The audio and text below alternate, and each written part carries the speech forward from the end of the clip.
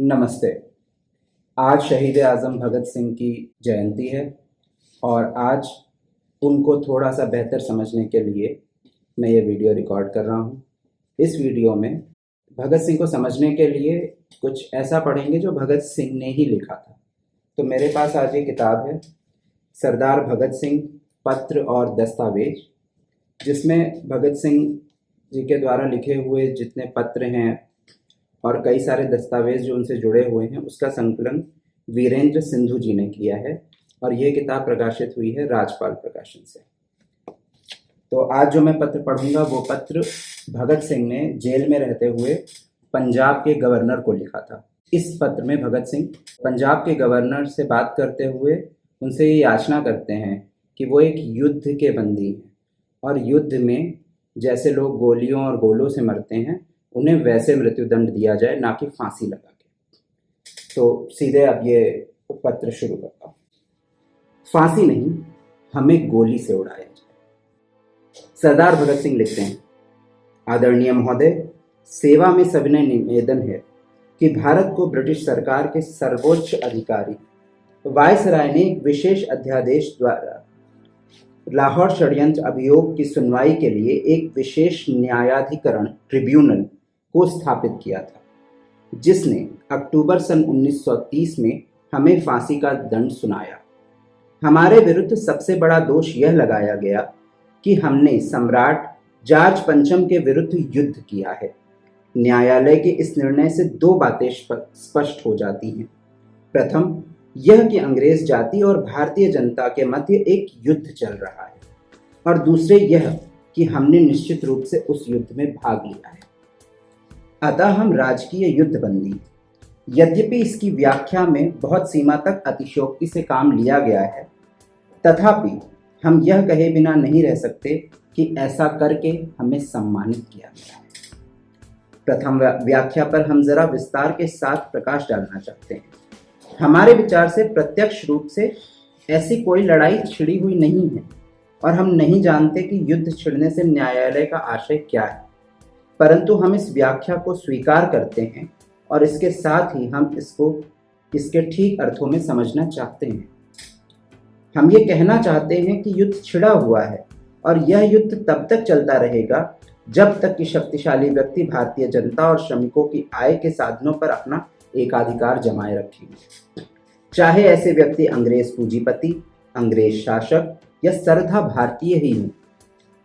उन्होंने आपस में मिलकर एक लूट जारी कर रखी है। यदि शुद्ध भारतीय पूंजीपतियों के द्वारा ही निर्धनों का खून चूसा जा रहा हो, तब भी इस स्थिति में कोई अंतर नहीं पड़ता। यदि आपकी सरकार कुछ नेताओं या भारतीय समाज के मुखियाओं पर प्रभाव जमाने में सफल हो जाए, कुछ सुविधाएं मिल जाएं अथवा समझौते हो जाएं, उससे भी स्थिति नहीं बदल सकती। जनता पर इन सब बातों का प्रभाव बहुत कम पड़ता है।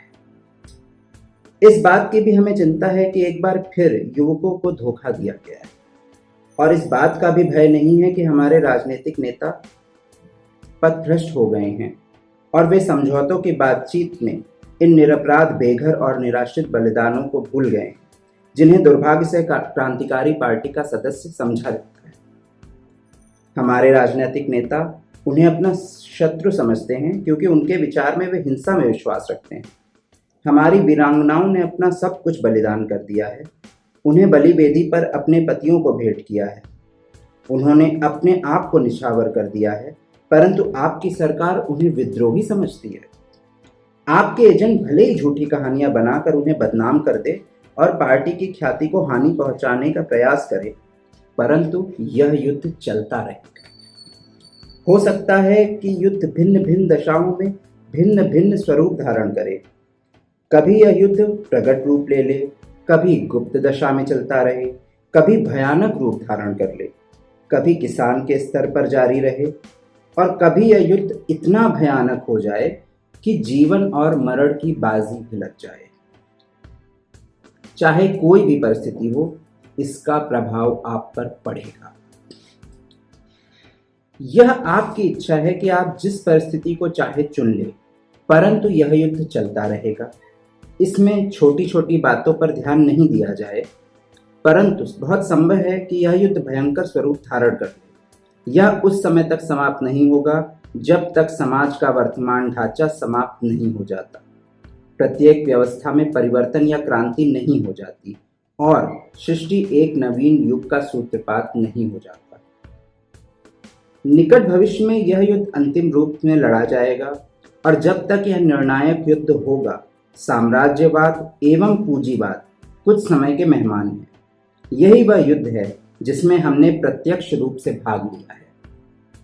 हम इसके लिए अपने पर गर्व करते हैं और इस युद्ध को ना तो हमने प्रारंभ किया है और ना यह हमारे जीवन के साथ ही समाप्त हो जाएगा।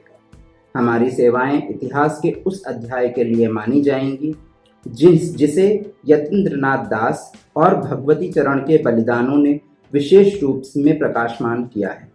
इनके बलिदान महान हैं। जहाँ तक हमारे भाग्य का संबंध है, हम बलपूर्वक आपसे यह कहना चाहते हैं कि आपने हमें फांसी पर लटकाने का निर्णय कर लिया है। आप ऐसा करेंगे ही।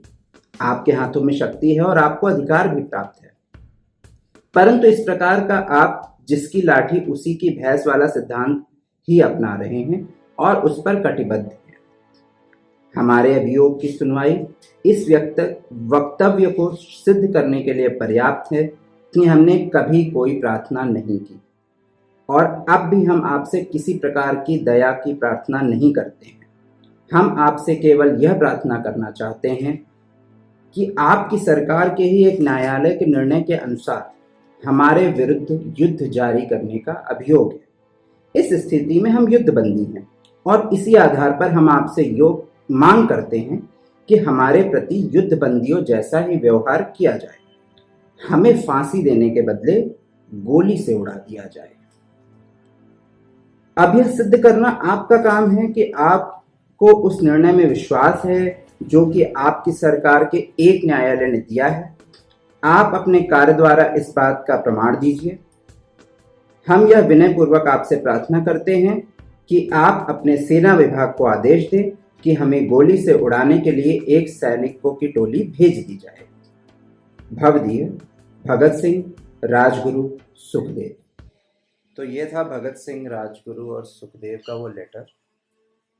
आई होप कि आपको कुछ तो मज़ा आई होगी, क्योंकि मैंने जब पहली बार पढ़ा था तो मेरे लिए बहुत फैसिनेटिंग था।